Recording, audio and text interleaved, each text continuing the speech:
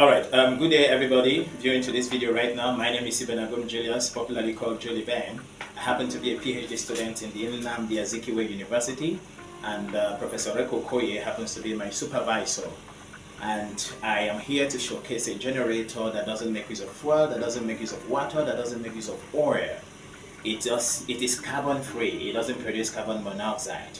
That is the generator I am here to showcase. This project work actually took me almost a decade to achieve. I started thinking about this since 2014, the possibilities of making this research work a feasible one.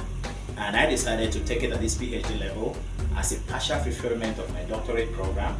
However, if it doesn't scale through, no problem. I will have to get into other research works and make sure that I get that doctorate program as soon as possible. Now, this is an amazing research work, and it comes with amazing options. The gospel truth about this design, it didn't just happen all of a sudden. I passed through quite a whole lot of challenges, from my peers, from people within, from people outside, and at a point I got discouraged. I seriously got discouraged, to be sincere with you. I got discouraged in the process of running this project work. Now, but in my discouragement, at the point of giving up everything, I received a call from my supervisor. And he called me, Professor Reko Koye, he called me and said, "Listen to me, Julius. There is no project work, there is no work done that is 100% perfect. In other words, no work is perfect. There is always room for improvement, there is always room for criticism." And that idea, that advice sank into my subconscious. And indeed, I nodded my head and said yes. Even though I was about to give up, this is the time to kick off again.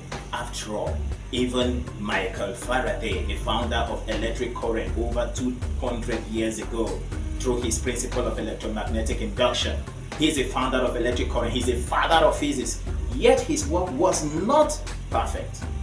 That's the truth. Because in his research, he only discovered the existence of current when a coil or a metallic wire is brought into a magnetic field. So that was the birth of electricity.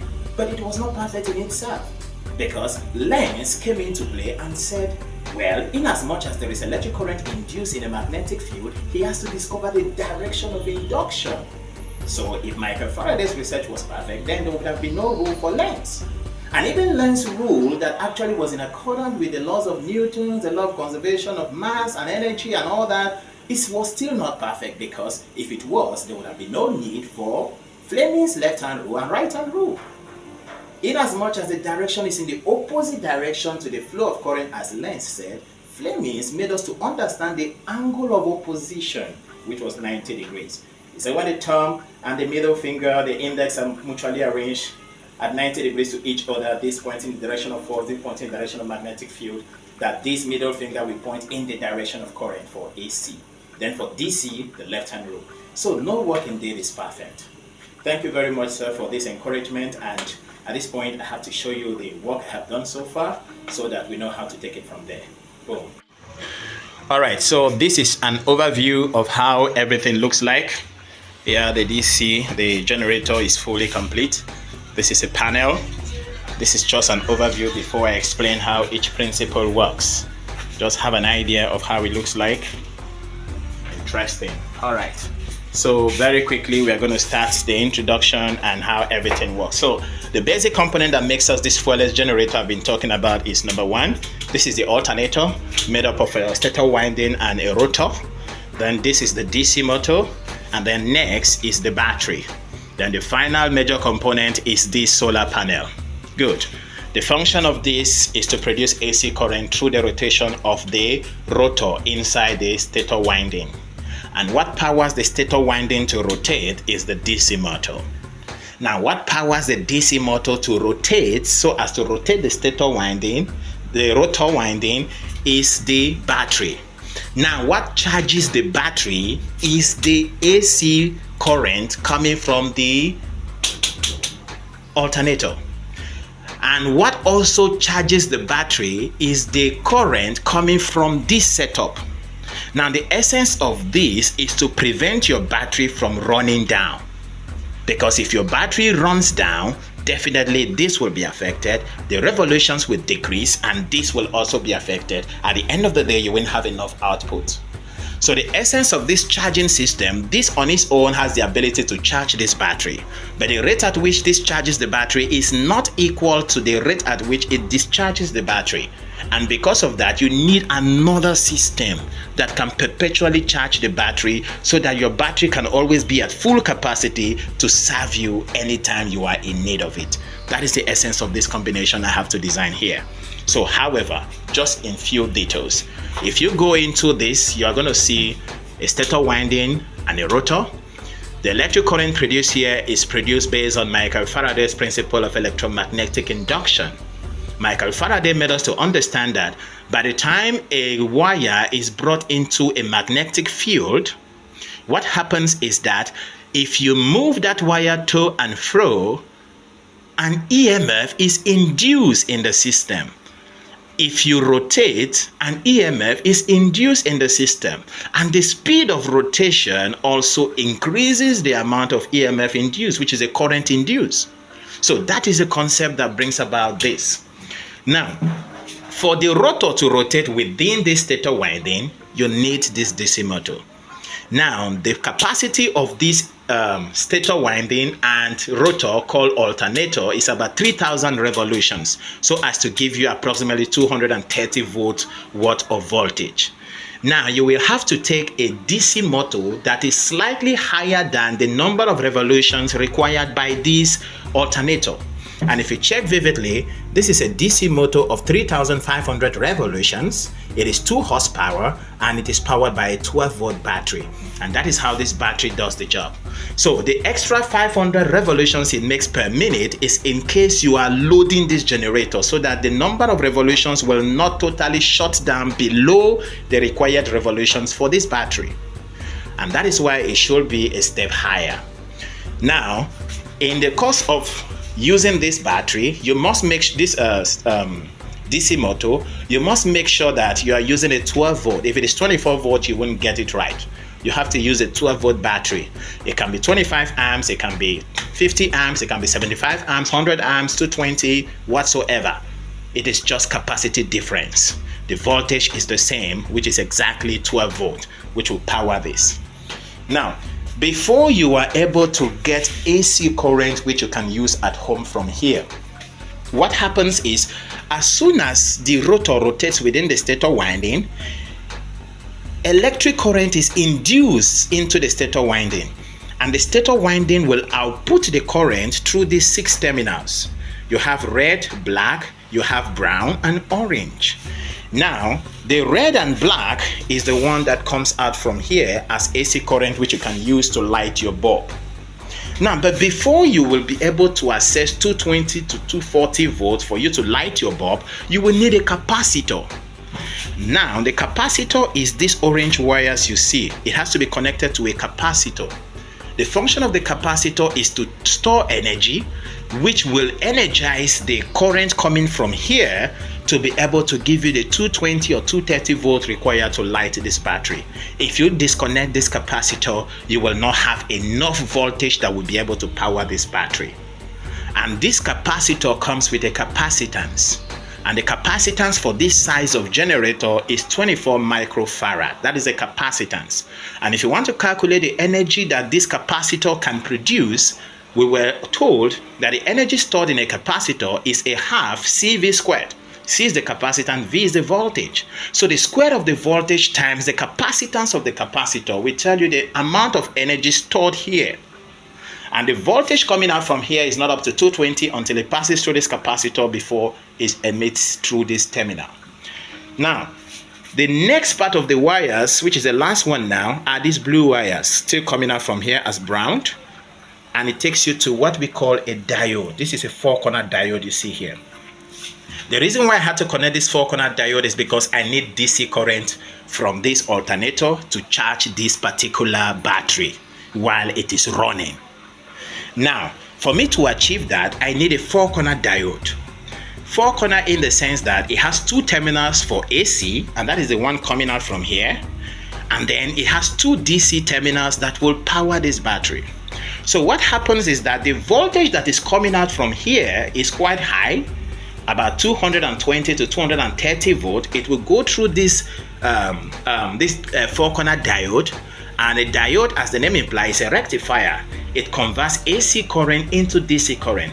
So the AC current that is coming from here at a high voltage of about 200 and something volts, it will convert it to just 30 volts. I had to use my multimeter to test the quantity of voltage outputted by this rectifier. So it will convert it to 30 volt, which is required to charge this battery. And if you check the wires, you trace the wires through, the blue and the brown wire you see here are the ones that connected here and connected here. So they are the two terminals that will charge this battery while the battery is running. Then next, in case anything happens, there is short circuiting or something happens within the generator, there is a need for a circuit breaker. And the circuit breaker is what I connected to this terminal of this DC motor. But before then, there is something very important I need to draw your attention to as far as this DC motor is concerned. This DC motor you see here rotates clockwise and anti-clockwise. When it rotates in a clockwise direction, what happens is that it goes this way, and it may be in the same connection with the shaft of this AC, of this alternator. This is experience I'm talking about. The clockwise direction, if you connect positive to positive of the battery, negative to negative of the battery, it will rotate in a clockwise direction. Now that clockwise direction happens to be in the same direction with the rod connecting the alternator and the DC motor.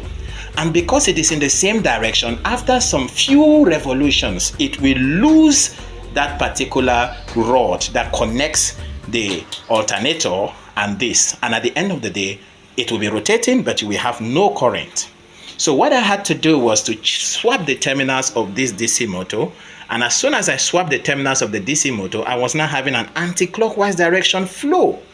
So the anti-clockwise direction was now opposite to the direction of the rod here, and it will never lose. And by so doing, your generator will run as long as your battery is ready to power it.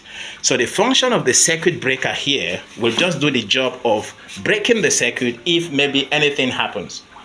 If anything happens, it will break the circuit, and at the end of the day, you have your appliances safe. And I have to connect two breakers. The first breaker here controls the DC motor and the alternator, while the second breaker will control the solar panel and the charge controller.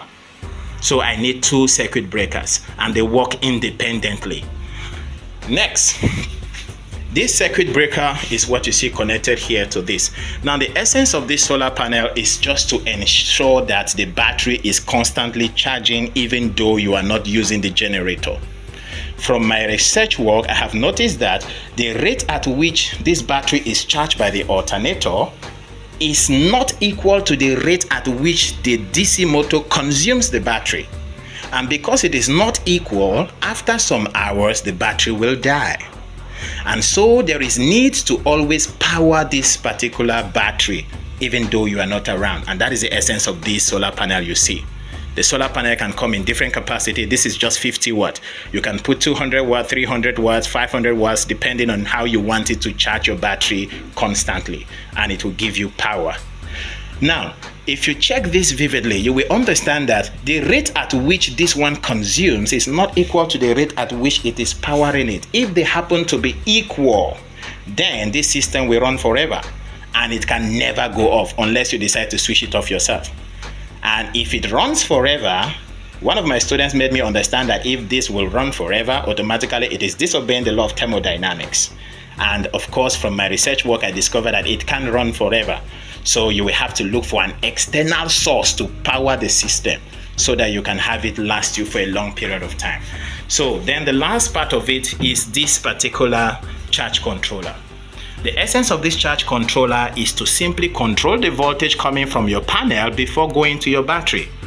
If not, the charge controller will overcharge your battery and your battery will die. So you need a charge controller to control the amount of voltage going into the battery. When the battery is full, it will automatically disconnect.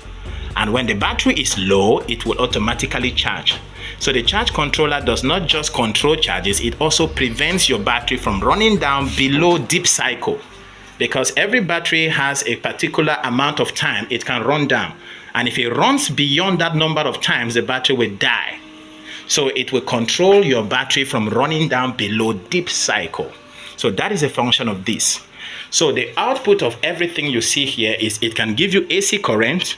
It can as well give you DC current. This is to the panel, this is to the battery, and this is to the load. And the load is this fan that I connected here. Then this one is the bulb I connected to the AC. So ladies and gentlemen, this is the job. It's a complete experimental work. I just rounded it off, and at this point I will have to test run it so that you see how it works, and then I will hope to hear from you. So first, let me start with this part. Good. I just owned this particular solar part. If you check right now, the charge controller is showing 12.7 volt, and the 12.7 volt you see here is from the battery. Now if you check here, the panel is reading 0.0, and the reason why it's reading 0.0 is surely because my terminals are not properly connected. So I will have to connect that properly and then continue from there. Alright, so it has peaked. I actually did not connect it properly because the insulating part was in contact with the screw instead of being in contact with the connecting part. So now if you check, the voltage of the solar is just about 8.4 volt. This is because in my office here it's a little bit dark, so we can't see properly. There is no light enough. So by the value of the battery, if you see there is written the battery voltage is 12.7, and then the load, which is the output, is 0. Why? Because I am not using it yet. So by the time I start using it, which is this particular one, it will start reading. So let me try and put on this so that you see what I'm saying. So first, if I click on this off and on button, you see? So the fan is blowing, and now that the fan is blowing, you'll see that there's changes in the current. The current is reading 4.5 amps right now. So the fan is still very much blowing. So this is just a load attached to this particular charge controller. So if you want to put it off, you can just click here and then it will go off. If you click back again, it comes up. This is just like off and on for the load. But if you want to shut down the entire circuit, you just come over here and then boom, it goes off. Everything goes off at this point. Now this is the DC source of the whole generator. So you can have DC on this aspect. Now we'll go to the AC aspect. So with this, you can even charge your mobile phones through these slots you see here. It can charge a minimum of 4 phones at the same time, a maximum of 4 phones at the same time. So you find them here. These are USB sockets, and they are rated 5 volts 2 amps 5 volts 2 amps, so it can charge your phone battery easily and very well. So the next part is the AC part, which is the AC current, which you can take to your changeover from here, and you power your home entirely. So we are going to put on the generator. Everything is properly connected. So if I put on this here, it will start rotating, and boom, you will have power. So let's give it a try. And boom, you will have power. So let's give it a try. Now you see the rotation. Everything is working perfectly. So now I'm going to put on the switch here. It's on. Woohoo! This is magnificent. Now you can see it's giving you full power. And it's working just perfectly very well. You can also on this at the same time and put on this